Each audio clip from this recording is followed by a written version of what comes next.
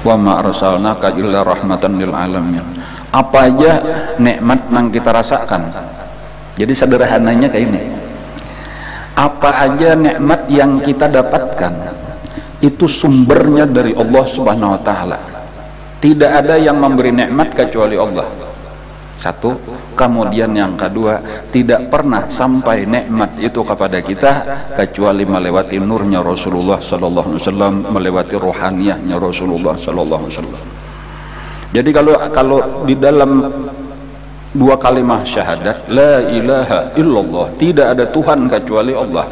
Tuhan itu mempunyai makna yang bermacam-macam. Di antaranya tidak ada yang memberi nikmat kecuali Allah, tidak ada yang memberi rezeki kecuali Allah, tidak ada yang memberi kehidupan kecuali Allah, dan seterusnya. Tidak ada yang memelihara kita kecuali Allah, tidak ada yang memberikan taufik hidayah kecuali Allah. Tetapi disambung dengan Muhammadur Rasulullah atau wa asyhadu anna Muhammadur Rasulullah, dan aku bersaksi Nabi Muhammad utusan Allah. Maksudnya diutus Allah untuk menyampaikan rahmatnya, menyampaikan nikmatnya dan segala-galanya. Walaupun ini lebih banyak bersifat rohani, kada kelihatan. Jadi banyak orang kada tahu, banyak orang kada mengerti jasanya Rasulullah, bahwa di dalam setiap nikmat di situ ada jasa Rasulullah kepada kita. Ini perlu kita perhatikan supaya tahu. Nah, kenapa maka kita bicarakan ini? Karena memang kalau kada tahu tadi malah orang menganggap enteng Rasulullah, kada berterima kasih lawan Rasulullah karena kada tahu jasa Rasulullah. Rezeki yang kita terima, setiap rezeki baik makanan, baik minuman, baik uang, pakaian dan sebagainya, itu nikmat daripada Allah. Siapapun sababnya, lewat siapapun. Mulai kita bayi disusui oleh ibu kita, diberi makanan oleh abah kita, itu sebenarnya rezeki tadi dari Allah. Abah itu cuma kalaluannya aja, kalaluan tempat lewat rezeki secara zahir, tetapi lewat secara batinnya nang ianya adalah daripada Rasulullah sallallahu alaihi wasallam. Dan supaya kita menyadari kayak itu. Jadi di sini ada peran Rasulullah di dalam seluruh nikmat. Itulah arti tadi wa ma arsalnaka illa rahmatan lil alamin. Karena bila kada mengerti nangka ini, ya ada sebahagian orang karena mulai cenderung membanding-bandingkan Rasulullah lawan tokoh-tokoh lain. Dan ini gawat, bila kayak ini berbahaya. Karena seakan-akan ada kesan ada yang lebih hebat daripada Rasulullah. Kenapa maka ini kada disebut Rasulullah? Seakan-akan cemburu. Abahnya kada disebut, Rasulullah aja disebut. Ini karena kada tahu kisah Rasulullah. Jadi kita bukan dimusuhi, dibenci kada, tetapi memang orang yang kada tahu perlu diberitahu, kan dikasihani. Karena kekurangan ilmu agama, mungkin karena jauh dari majelis taklim, jauh daripada ulama. Kalau misal adalah kita lapar, lalu kita makan, lalu kenyang, lalu ada pertanyaan, mana siapa yang berjasa yang menyebabkan kita kenyang? Apakah nasi atau Rasulullah? Ini pertanyaannya orang gigilaan, jawab betakun makainan. Cuma supaya kita ketahui, jawablah tanpa harus ragu-ragu, tanpa ada keraguan, bahwa di dalam kenyangnya kita itu yang paling berjasa adalah Rasulullah sallallahu alaihi wasallam. Karena tidak ada nasi kalau tidak ada Rasulullah sallallahu alaihi wasallam, tidak ada kenyang kalau tidak ada Rasulullah sallallahu alaihi wasallam. Karena nasi dan kenyang itu adalah nikmat daripada nikmat Allah taala. Nang kada sampai nikmat itu kepada kita kecuali melewati nurnya Rasulullah sallallahu alaihi wasallam. Abah lawan mama kawin, terjadi hubungan yang harus disensor, lahirlah kita, ringkasnya itu beberapa bulan kemudian. Lalu ada yang bertanya, keberadaan kita di dunia, siapa yang paling berjasa sehingga kita lahir di dunia, berada di dunia? Kalau pertanyaannya mungkin pertanyaan jebakan, apakah yang lebih berjasa abah kita atau yang lebih berjasa mama kita? Maka tanpa ragu-ragu jawab, yang paling berjasa di dalam keberadaan kita di dunia adalah Rasulullah sallallahu alaihi wasallam. Bukan abah kita, bukan mama kita. Karena kada ada abah kita, kada ada mama kita kalau kada ada nurnya Rasulullah sallallahu alaihi wasallam. Dan supaya kita menyadari nang kakak ini, kita sekarang beragama Islam. Siapa yang berjasa di dalam agama Islam kita? Apakah abah kita, mama kita, kai kita, nenek kita, atau guru-guru kita? Jawabannya, mereka semua berjasa. Kita akui mereka berjasa, tetapi tidak sebesar jasanya Rasulullah Sallallahu Alaihi Wasallam. Di dalam kemerdekaan Republik Indonesia, memang Soekarno berjasa, Bung Hatta berjasa, Panitia 9 berjasa, BPO PKI berjasa, PPKI berjasa. Maaf, mungkin ada tahu sejarah, bingung apa itu. Itu silahkan buka Google. Orang-orang yang mempersiapkan kemerdekaan, bahkan ribuan, mungkin ratusan ribu, mungkin jutaan syuhada, karena perang kita panjang 350 tahun. Semuanya berjasa, tidak terfokus kepada seorang tokoh, kan? Semuanya berjasa, tapi kumpulkan jasa keseluruhan pahlawan sampai terjadinya kemerdekaan Republik Indonesia, tidak pernah bisa menyamai jasanya Rasulullah Sallallahu Alaihi Wasallam. Yang kakak ini mungkin ulun perlu mau ulang ini supaya ini kita paham berataan, jangan sampai karena salah paham kita terjebak tadi karena dengan pemikiran sempit. Siapa sebenarnya yang memproklamirkan Indonesia? Soekarno atau Rasulullah? Masa enggak itu ditanyakan? Yang paling berjasa di dalam diri kita ini keberadaan kita, taufik hidayah kita, iman dan Islam kita, bahkan napas yang keluar masuk di hidung kita, darah yang mengalir di tubuh kita, detak jantung kita, semuanya ini adalah jasanya Rasulullah Sallallahu Alaihi Wasallam. Ujar Nabi kita, innama ana qasim wallahu yu'ti. Hanya saja hadis Sahih Bukhari, hanya saja aku tukang bagi, Allah lah yang memberi. Jadi setiap nikmat itu Allah yang memberi, tetapi kada ada satu nikmat yang sampai kepada manusia kecuali hakikatnya melewati rohaniah, melewati nuraniahnya Rasulullah Sallallahu Alaihi Wasallam. Nah, jadi di dalam kesempatan maka ini pantaslah kalau kita memperingati Maulid Rasulullah, pantaslah kalau di negara Republik Indonesia yang kita cintai ini berkembang pesat peringatan Maulid. Teruskan peringatan Maulid walau ada nang cemburu. Masa Rasulullah dicemburui? Karena kada paham aja, seharusnya malah berterima kasih kita luar biasa lawan Rasulullah. Wahai Rasulullah, seberapapun kami memuji-muji engkau tidak pernah sampai kepada kebesaran engkau. Sebesar apapun kami berterima kasih kepada engkau tidak bisa membalas setitik daripada lautan jasanya Rasulullah Sallallahu Alaihi Wasallam. Seharusnya kita kayak itu. Tinggal kita mengisi kemerdekaan ini dengan sebaik-baiknya. Pekerjaan yang paling menyenangkan Rasulullah itulah yang kita usahakan. Habib Segap Baharun itu ada kisah lawan ulun. Ada jasidin seseorang tamimpi Rasulullah. Walaupun sidin kada menyambat siapa-siapa, cuma tetangguhan ulun aja bang sidin saurang. Contohnya sidin orangnya tawadhu luar biasa, kada mau bapadah menampakkan kemuliaan diri sidin. Ada aja sidin seseorang tamimpi Rasulullah hanya raja, lalu batakun, wahai Rasulullah, apa gawian di zaman ini nang paling baik, nang paling pian katujui, nang paling diridhoi Allah Subhanahu wa taala? Ujar Nabi ada dua macam. Pertama, memberi makanan zahir kepada umat Rasulullah. Yang kedua, memberi makanan batin kepada umat Rasulullah. Nah, sudah kayak itu aja mimpinya. Tetapi kakak ini perlu dipaham, perlu dijelaskan, perlu ditafsirkan apa maksudnya daripada perkataan Rasulullah walau di dalam mimpi. Ini sebenarnya yang menyenangkan Rasulullah, memberi makanan zahir. Nah, ini mungkin supaya lebih mudah kita memaham. Ini kita ada istilah kita kayak apa memberikan kesejahteraan secara zahir, kesejahteraan secara batin. Kesejahteraan dunia, kesejahteraan akhirat. Kesejahteraan fisik, rohani jasmani, dan kesejahteraan rohani. Jadi mungkin kata-katanya tadi memberi makan, tetapi sebenarnya lebih luas kayak apa supaya memang masyarakat kita umat Rasulullah jangan ada nang kelaparan. Bagaimana supaya umat Rasulullah jangan ada nang kada dapat santunan, fakir miskin, supaya kita perhatikan, anak yatim terlantar supaya kita bantu. Orang-orang nang rumahnya kada layak lagi kayak apa kita adakan bedah rumah.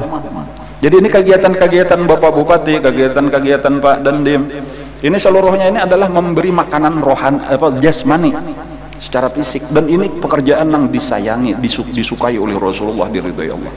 Bagaimana kita peduli kepada masyarakat kita, terutama orang-orang yang tidak mampu, para du'afa, kaum lemah, fakir miskin, kayak apa ini, supaya kita tingkatkan derajat kehidupan mereka.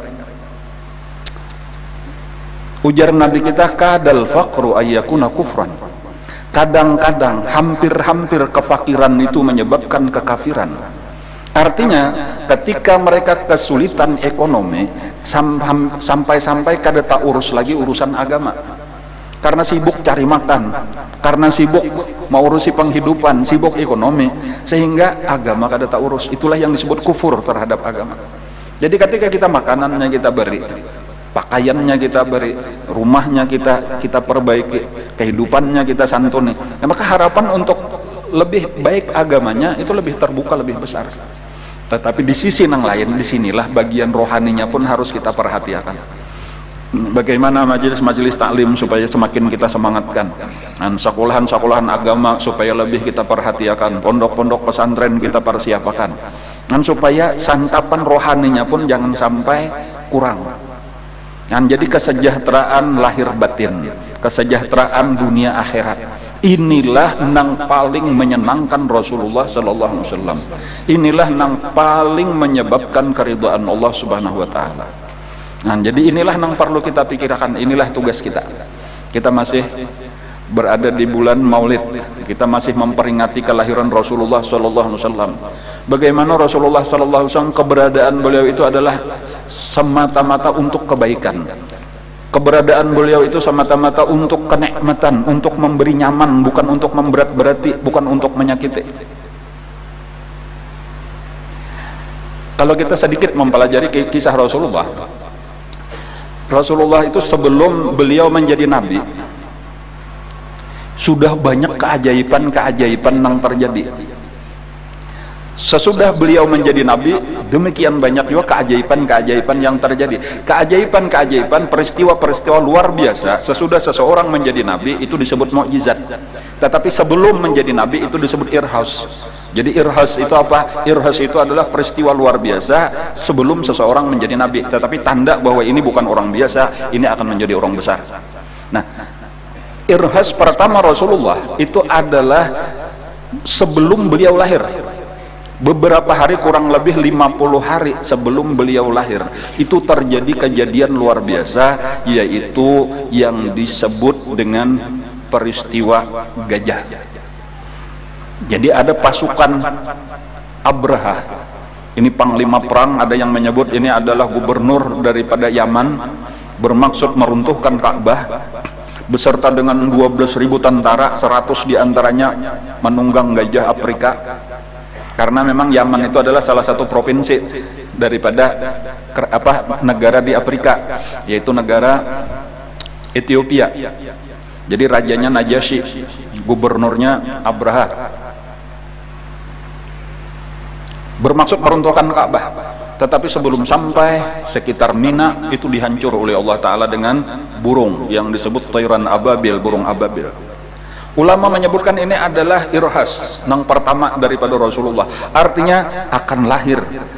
Kenapa maka Ka'bah dipelihara, diselamatkan oleh Allah, kada bisa dihancurkan oleh 12.000 pasukan tentara? Karena sebentar lagi akan lahir Nabi akhir zaman, yang Ka'bah ini adalah salah satu daripada sentral ibadah umatnya, yaitu mereka akan 5 kali sehari menghadap Ka'bah, mereka akan pergi berhaji ke Ka'bah, mereka akan berumrah ke Mekah. Jadi ini harus dipelihara. Itu 50 hari kemudian lahirlah Rasulullah sallallahu alaihi wasallam, sehingga kelahiran beliau yang kita peringati hari ini disebut waktu itu dengan tahun gajah, karena belum ada lagi kalender Hijriah. Beberapa hari kemudian sesudah Rasulullah lahir, itu ada pada hari-hari tertentu kebiasaan daripada wanita-wanita di Mekah, wanita-wanita Quraisy, itu untuk menitipkan anak-anaknya dipelihara oleh orang gunung, yang berada di luar kota Mekah, di sekitar Taif, di sekitar antara Mekah dan Taif. Jadi setiap seminggu sekali atau mungkin sebulan sekali, wallahu alam, itu pada hari-hari tertentu kayaknya datang wanita-wanita di kampung yang khususnya yang mempunyai anak kecil. Jadi ada air susunya, ada banyu susunya, lalu mereka akan menyusukan anak-anak orang Quraisy, karena orang-orang Quraisy itu dikenal sebagai orang kaya, orang kota. Nah, adapun orang kampung, orang gunung itu datang ke kota untuk kayaknya mengambil anak-anak orang Quraisy tadi untuk dipelihara. Dan ini satu budaya zaman dahulu aja, wallahu alam sampai ini masih ada atau kada. Cuma kayak itulah budayanya. Nah, datanglah orang-orang kampung tadi ke kota Mekah, dan di situ di dekat Ka'bah masing-masing sudah perempuan itu membawa anak-anaknya yang masih bayi, masih kecil, untuk nanti dititip sekitar 2 tahun dipelihara oleh orang gunung, orang kampung. Termasuk Nabi kita, Nabi Muhammad SAW yang masih kecil, yang baru berumur beberapa hari. Ketika perempuan-perempuan ini datang, masing-masing memilih, masing-masing bertemu dengan calon-calon anak dan ibu yang akan dipelihara akannya. Lalu masing-masing mendapatkan. Nang tadudi datang, nang terakhir datang, itu adalah seorang perempuan yang kurus, yang miskin, yang bernama Halimah. Kenapa maka Halimah terakhir datang? Alasannya karena Halimah ini orang miskin, binatang tunggangannya pun binatang nang kurus, nang kada sehat, nang bepanyakitan. Jadi cocok lawan orangnya kurus juga, bepanyakitan juga, lemah. Tunggangannya pun 2 membawa tunggangan, pertama keledai, kemudian nang kedua unta. Keledainya pun kurus, untanya pun kurus. Ini lawan suaminya, bahkan lawan anaknya nang masih bayi, nang masih menyusu. On ujar Halimah, kami ditinggalkan oleh kakawanan, kadang-kadang bakiau ada nang mahadangi, bila nyanu sudah tinggalkannya pulang karena lambat benar. Sampai-sampai kakawanannya kesal, ayo Halimah dipukul unta ikam, dipukul keledai ikam supaya talaju, kami muyak mahadangi. Akhirnya ditinggalkanlah ketika sudah parak Makkah.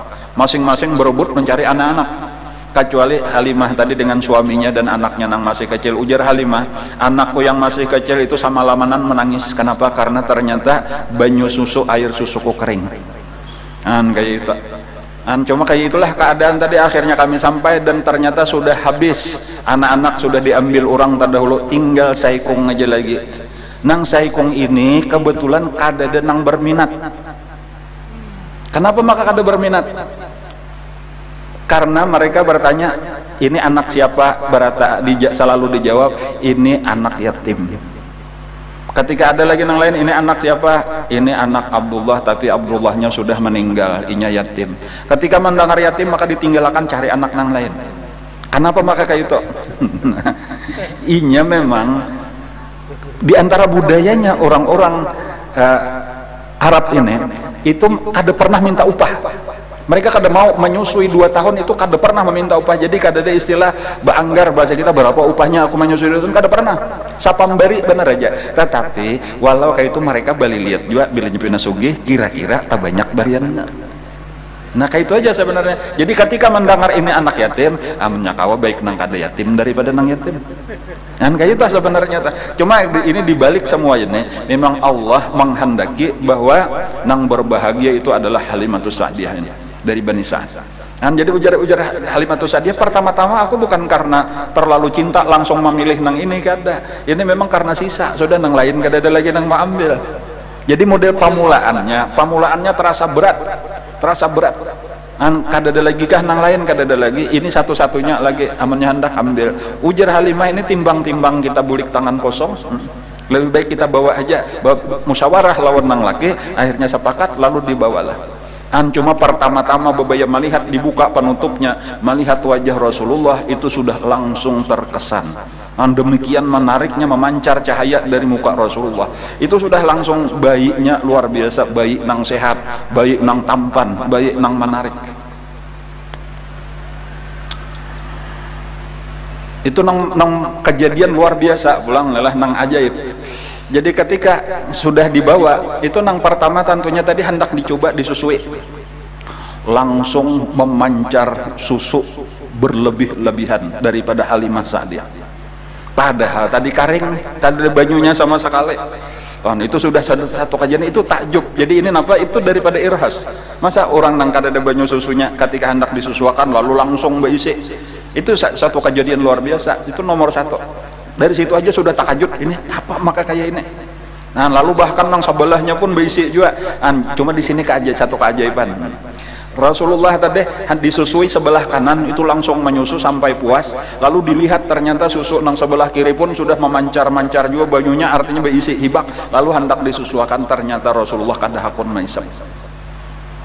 Lalu dipikirkan kenapa maka kadahakun diisapakan ulang di kanan, mau diisapakan di kiri kada mau. Hanya keingatan menangis, ketika menangis anak seorang hanya ingat, bujur ada anakku kehausan belum minum aja lagi, lalu disusulah. Dari situ tahu bahwa Rasulullah itu adalah orang nang adil, kada pernah hendak nyaman seorangan tetapi senang berbagi. Ini satu pelajaran lawan kita ada, terutama bagi orang mampu, supaya bisalah berbagi, jangan merasa ini milikku.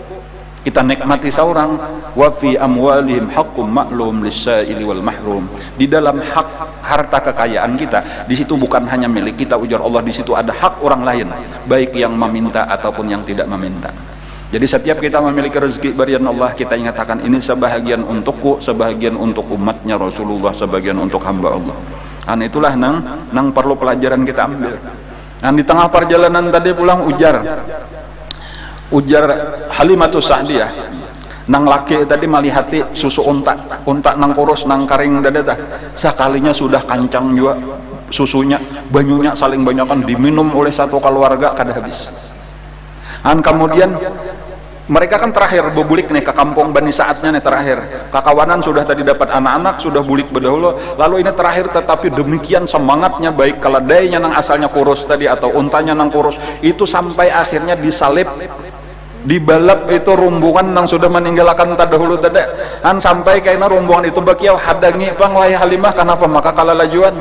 Nah, lalu dihadangi pemandak dulu, karena berjalan tak tinggal pulang, berjalan tak tinggal pulang, sampai akhirnya mereka bertakun, inikah nang ikam tunggang ampahan? Ya ini jualah. Iya, kenapa maka ampahan? Kami nang tohok mahadangi, bulikan maka ikam nang mahadangi kami. Ujar lakinya Halimatus Sa'diyah, kada lain ini adalah berkat anak nang kami bawain. Nah, kayak itu. Jadi kesimpulannya apa? Pelajaran yang pertama, walaupun kita kan bisa menuruti ini, tetapi paling kada kita ambil pelajaran, jadikanlah hidup kita bermanfaat bagi orang yang ada di sekeliling kita. Dan kayak itulah kehidupan Halimah selama kurang lebih 2 tahun memelihara Rasulullah, itu dari keadaan miskin menjadi sejahtera luar biasa. Nah, ini mulai lagi halus Nabi kita disebutkan kayak itu, mereka menggembalakan kambing. Itu di musim kering, di musim kemarau, itu kambing-kambing Halimah itu pasti kanyang buliknya. Sementara kambing-kambing orang kampung nang lain kelaparan, masih lapar datangnya karena memang rumput sulit. Lalu mereka berkata, kalau kayak itu ujar nang bini-bini nih lawan nang laki, kenapa maka kambing kita masih kelaparan? Iya memang sulit rumput. Itu lihat kambingnya Halimah itu lamak-lamak. Amunnya kayak itu pian iringi aja, karena kemana Halimah atau lakinya Halimah menggembala kambing, iringi kasih itu, maka dilihatkan kemana arahnya ini menggembala kambing, diiringi sakampungan mengiringi kambingnya Halimatus Sa'diyah. Tapi tetap aja imbah inya bulikan kambing Halimah Sa'diyah kanyang, kambing nang lain tetap kelaparan. Rahasianya bukan di mana tempat menggembalakannya, rahasianya ketika mereka dekat dengan Rasulullah, ketika mereka mencintai Rasulullah, ketika itulah mereka mendapatkan kesejahteraan lahir dan batin. Ini pelajaran yang mudah-mudahan menjadi bekal bagi kita, menjadi sanggup bagi kita, bermanfaat bagi kita, supaya mari kita tingkatkan kecintaan kita kepada Rasulullah. Mari kita kerjakan gawian-gawian yang menyebabkan kesenangan Rasulullah. Setiap kebaikan walau kelihatannya untuk orang lain, tetapi akan kembali manfaatnya kesan kita. Man ahsana falinafsih, barang siapa berbuat baik kepada orang lain, dia sebenarnya sedang berbuat baik kepada dirinya sendiri. Wa man asa'a fa'alaiha, barang siapa berbuat jahat kepada orang lain, sebenarnya dia sedang menyiapkan siksaan bagi dirinya sendiri. Mudah-mudahan peristiwa peringatan Maulid Rasul ini membawa berkah kepada kita semua. Mudah-mudahan dosa-dosa kita barataan diampuni oleh Allah Subhanahu wa taala. Mudah-mudahan kita barataan selalu mendapat taufik hidayahnya, dan akhirnya mudah-mudahan kita termasuk orang yang berhak untuk mendapatkan syafaat daripada Rasulullah sallallahu alaihi wasallam. آمين يا رب العالمين. على هذه النيات وعلى كل نية صلى إلى حضرة النبي. الفاتحة. أعوذ بالله من الشيطان الرجيم. بسم الله الرحمن الرحيم. الحمد لله رب العالمين الرحمن الرحيم مالك يوم الدين. إياك نعبد وإياك نستعين اهدنا الصراط المستقيم صراط الذين أنعمت عليهم غير المغضوب عليهم ولا الضالين. آمين يا رب العالمين. بسم الله الرحمن الرحيم. الحمد لله رب العالمين. اللهم صل وسلم على سيدنا محمد وعلى آل سيدنا محمد صلاة تنجينا بها من جميع الأهوال والآفات وتقضي لنا بها جميع الحاجات وتقضي لنا بها جميع الحاجات وتطهرنا بها من جميع السيئات وترفعنا بها عندك على الدرجات وتبلغنا بأقصى الغايات من جميع الخيرات في الحياة بعد الممات. اللهم إنا نستودعك ديننا وأموالنا وأولادنا وأهلنا وكل شيء أعطيتنا. اللهم اجعلنا وإياهم في حفظك وأمنك وكنفك وجوارك وعياذك من كل شيطان مريد وجبار عنيد وذي عين وذي بغي من شر كل ذي شر إنك على كل شيء قدير. اللهم جملنا بالعافية والسلامة وحققنا بالتقوى والاستقامة وعزنا من مجيبة الندامة إنك سميع الدعاء. ربنا لا تزغ قلوبنا بعد إذ هديتنا وهب لنا من لدنك رحمة إنك أنت الوهاب. ربنا تقبل منا إنك أنت السميع العليم وتب علينا إنك أنت التواب الرحيم. ربنا آتنا في الدنيا حسنة وفي الآخرة حسنة وقنا عذاب النار. وصلى الله على سيدنا محمد وعلى آله وصحبه وسلم. الحمد لله رب العالمين. تقبل الله منكم.